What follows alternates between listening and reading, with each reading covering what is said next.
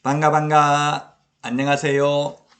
해커스 4회 모의고사 11번부터 보도록 하겠습니다. 옳은 것입니다. 1번 주된 사무소의 소재지가 속한 시군구에 분사무소를 둘 수 있다. X네요. 분사무소는 주된 사무소가 속한 시군구를 제외한 시군구별로 설치하되 시군구별로 일개소를 초과할 수 없습니다. 따라서 X고요. 2번 분사무소 설치 신고서는 이를 설치하고자 하는 시장군수구청장에게 제출해야 된다. X네요. 설치하고자 하는 시장군수구청장이 아니라 주된 사무소 등록관청에 제출해야 됩니다. 3번 분사무소의 경우 국토부령이 정하는 수수료 X네요. 국토부령이 정하는 수수료가 아니라 지자체 조례가 정하는 수수료가 되겠습니다. 자, 답은 4번이 되겠네요. 특수법인은 분사무소 책임자가 공인중개사일 필요 없습니다. 그리고 특수법인은 등록기준도 적용되지 않습니다. 자, 그 다음에 5번 공인중개사인 개업공개사는 등록관청에 신고하고 관할구역 외의 지역에 분사무소를 둘 수 있다 했는데 법인만 분사무소 둘 수 있고 공인중개사인 개업공개사는 안 됩니다. 따라서 정답은 4번이 되겠습니다. 다음은 12번 문제 보도록 하겠습니다. 인장 등록에 관하여 틀린 것입니다. 인장 등록도 한 문제 시험에 잘 출제되죠? 정답은 2번이 되겠습니다. 등록인장 변경 등록은 7일 이내입니다. 7일 이내 12일 X가 되겠습니다. 10일이 아니고 7일 이내에 변경 등록합니다. 따라서 2번이 정답이 되겠습니다. 자, 다음은 13번 문제 보도록 하겠습니다. 옳은 것입니다. 1번 취학의 사유가 있는 경우 6월 초과요 휴업할 수 있다. 예, 취학, 학교 가는 경우죠. 그 다음에 징집으로 인한 입영, 군대 가는 경우, 학교 가는 경우, 병원에 입원하는 경우 6월 초과할 수 있습니다. 그래서 1번이 정답이 되겠고요. 2번은 휴업신고, 폐업신고는 전자문서 안 됩니다. 등록증 반납하러 가야 됩니다. 그 다음에 분사무소는 주된 사무소와 별도로 휴업할 수 있고요. 자, 그 다음에 폐업할 때 이미 반납하고 없기 때문에 첨부할 수가 없습니다. 변경신고, 재개신고는. 그리고 휴업신고, 폐업신고, 재개신고, 변경신고 위반은 100만원 이하가 되려고요. 6월 초과 무단휴업은 등록을 취소할 수 있습니다. 물론 취소 안 하면 업무정지할 수 있겠죠.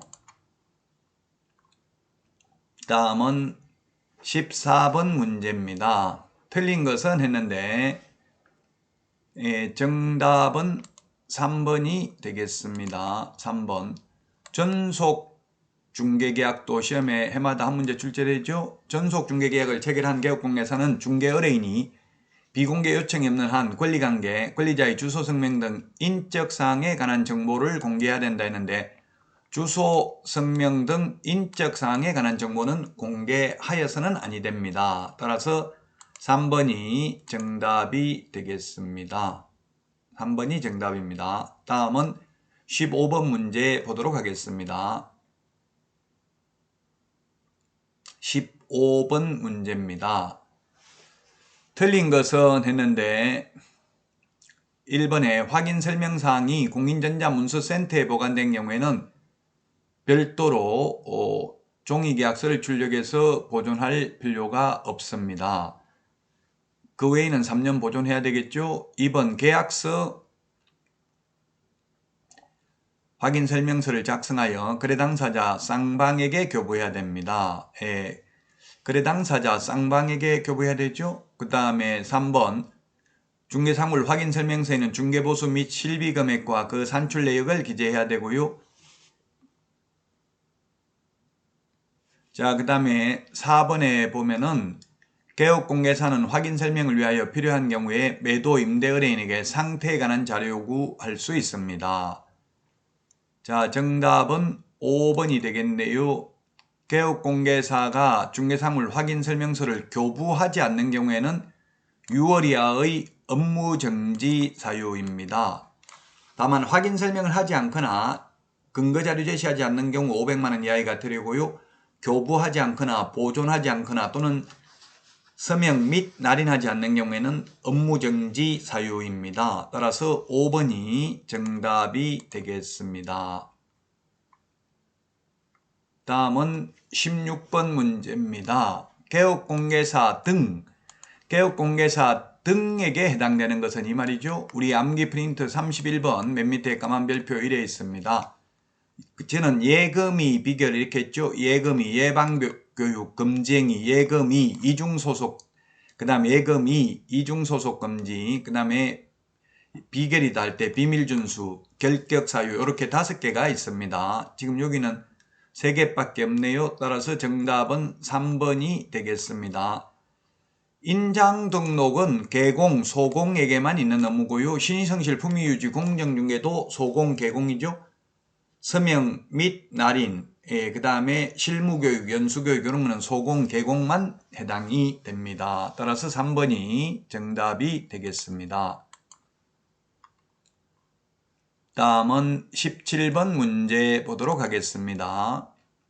이런 게 어려울 수 있습니다. 서식을 봐야 되니까요. 비주거용에 기재해야 될 사항이 아닌 것은 비선호시설입니다. 비선호시설은 1의 서식하고 3의 서식에만 기재를 합니다. 따라서 2번이 정답이 되겠습니다. 꼭 서식을 한번 참고해 보시기 바랍니다. 자, 그 다음에 18번 금지 행위에 해당하지 않는 것은 했는데 정답은 1번이네요. 일방대리는 금지행위 아닙니다. 쌍방대리, 자기계약 이런 거는 금지행위죠. 일방대리는 금지행위가 아닙니다. 매도 의뢰인의 위임을 받아서 매매계약을 체결한 경우는 금지행위에 해당하지 않습니다.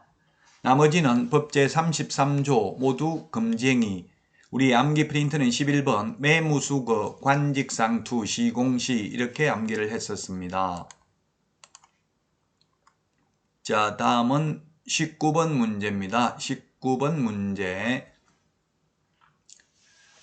계약금 등의 예치, 권고제도와 관련해서 옳은 것인데요. 예치하도록 권고해야 된다가 아니라 권고할 수 있습니다. 보존 명의는 안 됩니다. 예치 명의자, 우리 암기 프린트 16번 맨 밑에 있죠. 개공은 신체 보전. 따라서 보존 이름으로 예치한다. 법원 명의로 예치한다. 제3자 명의로 예치한다. 매도인, 매수인 명의로 예치한다. X로 출제되었습니다. 그 다음에 예치된 계약금 등은 거래 당사자 동의 없이는 인출할 수 없습니다.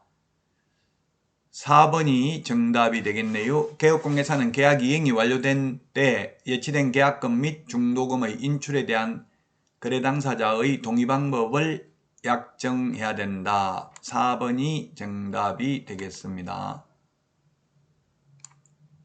자, 그 다음에 5번에 보면 이 매수 신청 대리와 관련된 실비는 매수, 임차 의뢰인이 부담하죠. 매도 의뢰인이 부담하는 게 아니고 권리관계 등의 확인에 소요되는 실비는 매도, 임대 의뢰인이 부담합니다. 따라서 19번에는 4번이 정답이 되겠습니다.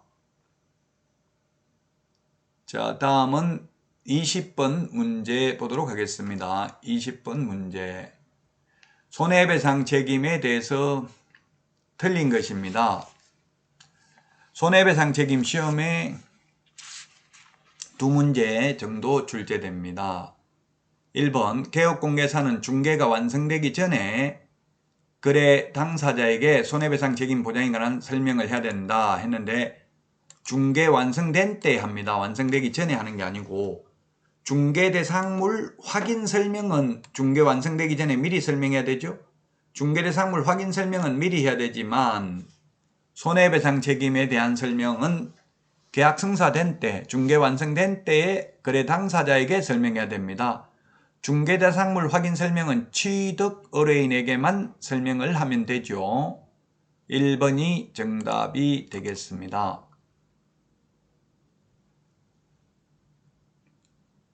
자, 그 다음에 5번은 보면 개업공개사가 손해배상 책임을 보장하기 위한 조치를 이행하지 아니하고 업무를 개시한 경우 등록을 취소할 수 있습니다. 예, 보정 설정을 하지 않는 경우 등록을 취소할 수 있습니다. 보정 설정은 하고 보증관계 증서를 교부하지 않거나 보장금액을 설명하지 않는 경우에는 100만원 이하의 과태료가 되겠습니다. 여기까지 하고 쉬었다가 하도록 하겠습니다. 수고하셨습니다. 안녕.